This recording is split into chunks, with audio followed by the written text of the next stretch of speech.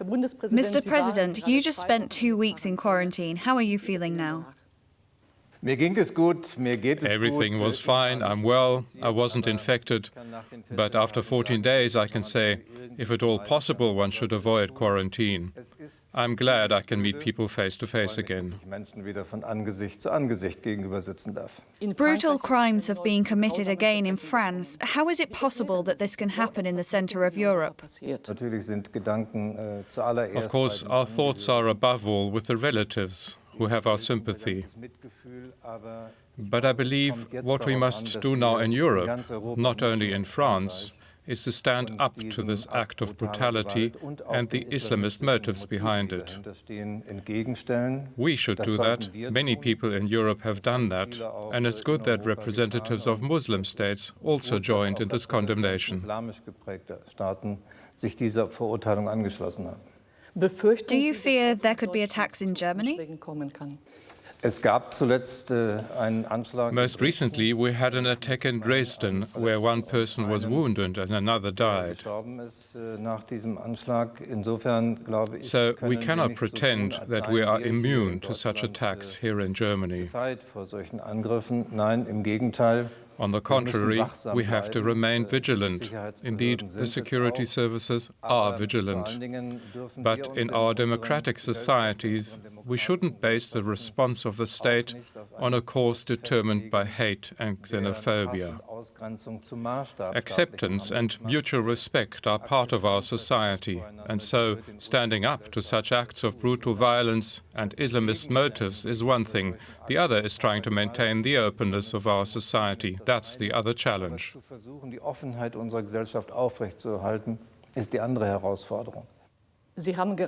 You were speaking about the role of Muslim associations. What role did the verbal attacks of President Erdogan play in the escalation?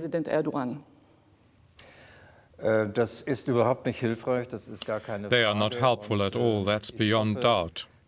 I hope that this escalation which we've noticed, this noticeably harsher rhetoric, didn't lead to possible perpetrators feeling encouraged. We're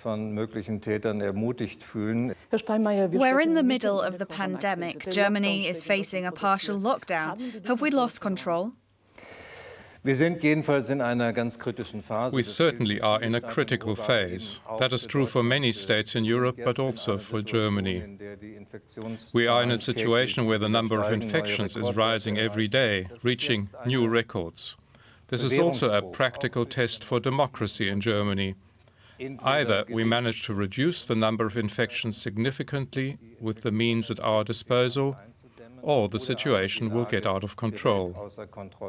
I am confident that we will succeed in pushing back the rate of infection. Dennoch stellt sich mit den harten Maßnahmen auch wieder die Frage, was wiegt mehr, die Gesundheit der Bevölkerung oder die Freiheitsrechte? I'm convinced that most people realize that these burdens are necessary at this point.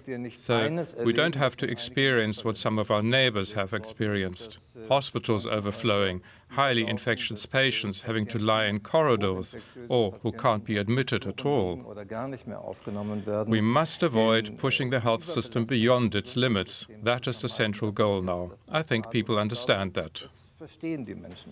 Even so, resistance to these measures is growing across Europe and also in Germany. We can expect a long, hard winter. Are politicians not driving more people into the arms of conspiracy theorists and radicals? Of course, we know this from health emergencies in the past. The longer such a pandemic lasts, the greater the strains are and the stronger the criticism of the restrictions. But the number of people who consider the restrictions to be correct or are demanding stricter measures is currently growing faster than the number of critics.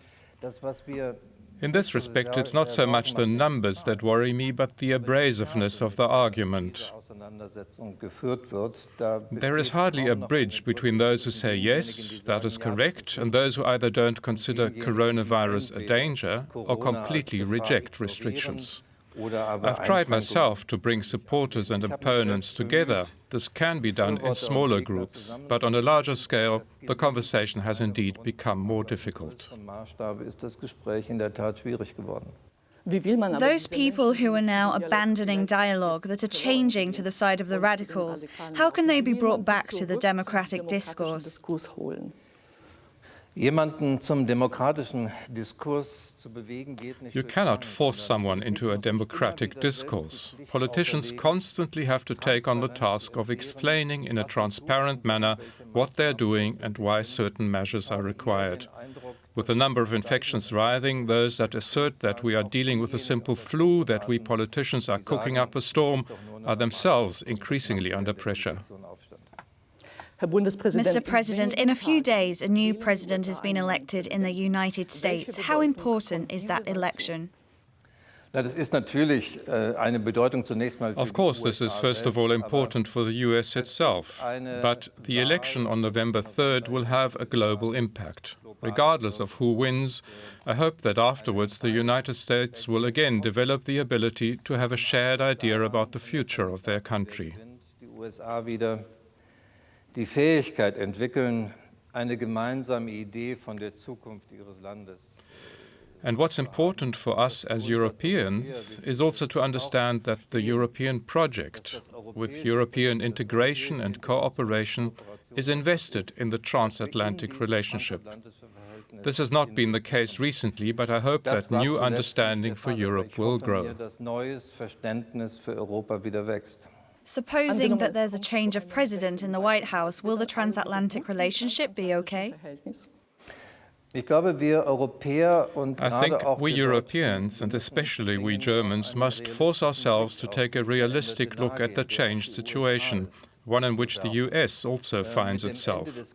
With the end of the Cold War, with the realization that Russia is no longer the #1 threat for the US, but that the security threats for the United States might come from other corners of the world, a reorientation has occurred. This political reorientation, or let's say this focus on China and East Asia, that's something that began before Trump, but not with the aggressiveness with which a dispute with China is being sought now. What does that mean for German policy? I am firmly convinced that what first of all needs to happen is to recognize that our national interest is Europe. But perhaps this coronavirus crisis has shown how important European cooperation is. There was a really, perhaps unexpected, but courageous decision by the European heads of government in July regarding the substantial European Reconstruction Fund. I see that there are joint European efforts, for example, in the development, production and distribution of a vaccine. And just recently, decisions were made to enable cross-border aid when hospitals and border areas overflow and capacities are still available on the other side. That means that Europe is learning, even in the crisis. And I hope that this attitude of learning from one another will continue.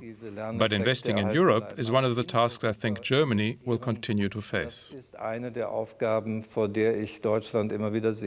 Mr. Steinmeier, the relationship with Russia is at its lowest point, most recently due to the poisoning of Alexei Navalny. Are you concerned? I'm concerned about Navalny being poisoned, but my concern actually dates back a long time. Of course, one should mention the illegal annexation of Crimea, where I fear that Moscow has not properly understood the shock that it caused in Europe, and not just in Eastern Europe. What followed didn't change things for the better. Members of the opposition in Russia came increasingly under pressure. Some have to fear for their lives, some have lost them, right up to the Tiergarten murder and Navalny. This has put us in a situation where the distance has grown, without a doubt.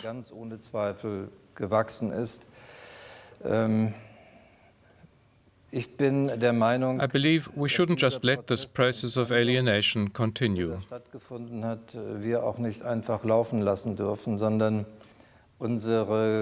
Our history in Europe, but also the geographical location with Russia as a neighbor, makes it necessary to look for opportunities again and again to counter that. But, as I say, you cannot change this unilaterally. This also requires the will and understanding of the Russian side. It sounds as though they aren't giving enough. In my opinion, it's too little, yes. Developments in the US, Russia and China show how important it is for Germany to take on a leadership role. How much is Germany ready for? We need an understanding in Germany that this country is important in Europe. If we invest in Europe, others will too.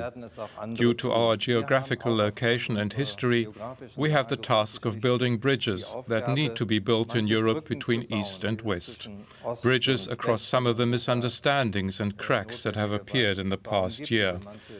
But what's more important still is understanding that we also have to invest in Europe in terms of security policy. On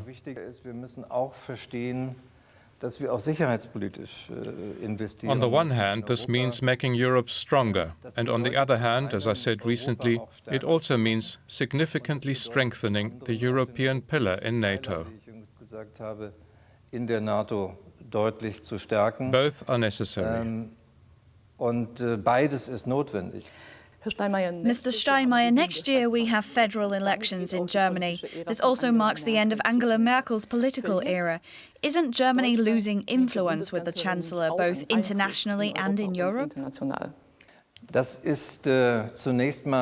First of all, it is quite natural that if someone had the opportunity to gain political experience after so many years in government office, and even more importantly, had the opportunity to expand a political network in all European countries and far beyond. Whoever becomes a successor will start differently.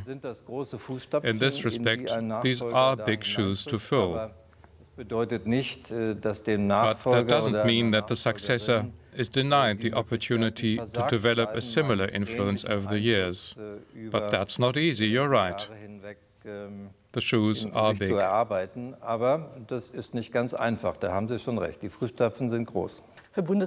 Thank you for the interview. I thank you.